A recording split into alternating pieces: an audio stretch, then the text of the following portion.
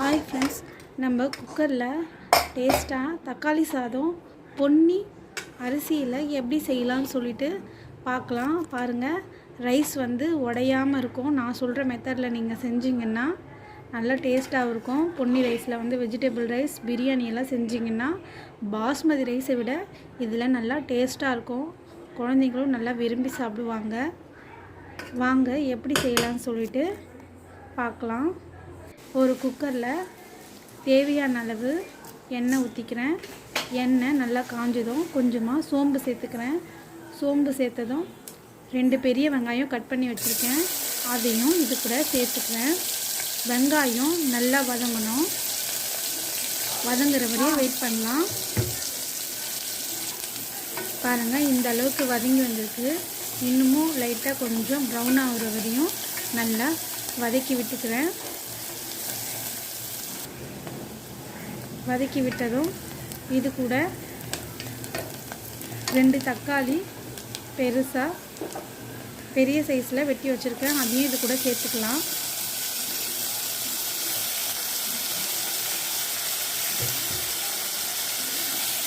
தக்காளி நல்லா வதங்கிறதுக்காக இதுக்கு தேவையான அளவு உப்பு சேர்த்துக்கிறேன். உப்பு சேர்த்ததும் கொஞ்சமாக மஞ்சள்தூள் சேர்த்துக்கிறேன். மஞ்சப்பொடி சேர்த்ததும் நல்லா தக்காளியை கிளறி விடுவேன். உப்பு சேர்க்கறதுனால தக்காளி சீக்கிரமாக வதங்கிடும். பாருங்கள் எந்த அளவுக்கு ஜூஸியாக தக்காளி வதங்கியிருக்கு. தக்காளி சாதத்துக்கு இது ரொம்ப முக்கியங்க. நல்லா தக்காளி இவ்வளோ ஜூஸியாக இருந்தால் தான் தக்காளி சாதம் அவ்வளோ டேஸ்ட்டாக இருக்கும். இது கூட ஒரு பச்சை மிளகா நான் சேர்த்துருக்கேன். நான் காரம் கம்மியாக தான் சாப்பிடுவேன், அதனால் ஒரே ஒரு பச்சை மிளகா சேர்த்துக்கேன். நீங்கள் காரம் அதிகமாக சாப்பிட்றதா இருந்தால் 2-3 பச்சை மிளகா கூட நீங்கள் சேர்த்துக்கலாம். இப்போது குழம்பு மிளகாய்த்தூள் 1 ஸ்பூன் சேர்த்துக்கிறேன். இதை சேர்த்ததும் நல்லா கிளறி விடுறேன். நல்லா கிளறி விட்டதும் பச்சை வாசனை போனதும் கொஞ்சமாக இஞ்சி பூண்டு பேஸ்ட்டு இதில் சேர்த்துக்கிறேன். இஞ்சி பூண்டு பேஸ்ட்டு நல்லா பச்சை வாசனை போகிற வரையும் நல்லா வதக்கி விட்டுக்கிறேன். பாருங்கள் எவ்வளோ கலர்ஃபுல்லாக இருக்குன்னு.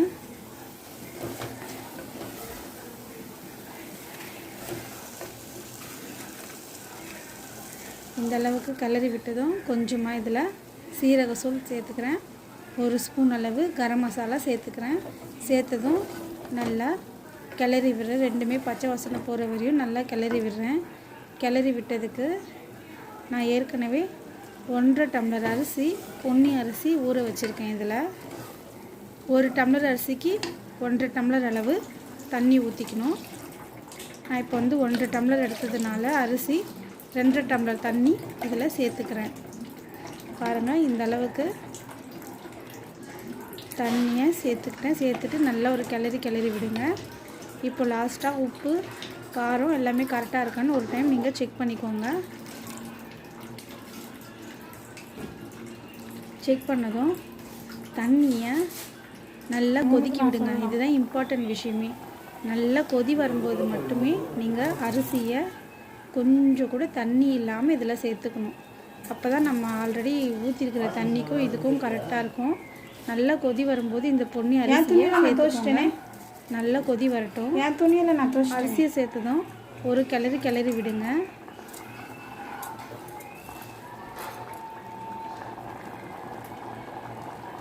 பாருங்கள் எந்த அளவுக்கு கொதிக்குதுன்னு. நல்லா கொதிக்கும்போது ஒரு கிளறி விடுங்க. பாருங்கள் நல்லா கொதிச்சதும் இந்த மாதிரி ஒரு தடவை கிளறி விடுங்க. நல்லா ஹை ஃப்ளேமில் வைங்க. அப்போ தான் அந்த தண்ணி சுண்டுற அளவுக்கு பாருங்கள் எந்த அளவுக்கு தண்ணி சுண்டிடுச்சுங்க. இப்போ இந்த ஸ்டேஜில் கரெக்டாக உங்களுக்கு தண்ணி அளவு வந்துடுச்சு. இந்த ஸ்டேஜில் குக்கர் மூடியை போட்டு மூடி விட்டுருங்க. லோ ஃப்ளேமில் வச்சுட்டு ஒரு 5 மினிட்ஸ் அப்படியே லோ ஃப்ளேமில் வச்சு மூடிட்டு இதுக்கப்புறம் என்ன பண்ணுறீங்கன்னா குக்கர்லேயே இப்போது நான் தம் பண்ண போகிறேன். அதாவது எப்படின்னா ஒரு தவாவை எடுத்துகிட்டு அடுப்பு பற்ற வச்சுட்டு ஒரு 5 மினிட்ஸ் நல்லா அதை காய விட்டுடும். நல்லா காஞ்சதும் தவா மேலே நான் இந்த குக்கரை தூக்கி வைக்க போகிறேன். குக்கர் ஒரு 15 மினிட்ஸ் அப்படியே இருக்கணும். அப்படியே அந்த சிம்லேயே பாருங்கள் வெந்துருச்சு. பாருங்கள் எந்த அளவுக்கு வந்து சாதம் குழையாமல் வெந்திருக்குன்னு பாருங்கள். குக்கர்லேயே விசில் வராமல் இந்த மாதிரி தம் பண்ணால் நல்லா டேஸ்ட்டாக இருக்கும். பாருங்கள் கொஞ்சம் கூட சாதம் உடையவே இல்லை, கொஞ்சம் கூட எனக்கு குழையவே இல்லை. அந்தளவுக்கு இந்த தக்காளி சாதம் நல்லா டேஸ்ட்டாக இருந்தது. நீங்களும் இந்த மாதிரி ஒரு ட்ரை பண்ணி பாருங்கள். என்னோடய சேனல் பிடிச்சிருந்தா சப்ஸ்கிரைப் பண்ணுங்கள் ஃப்ரெண்ட்ஸ். Thank you friends.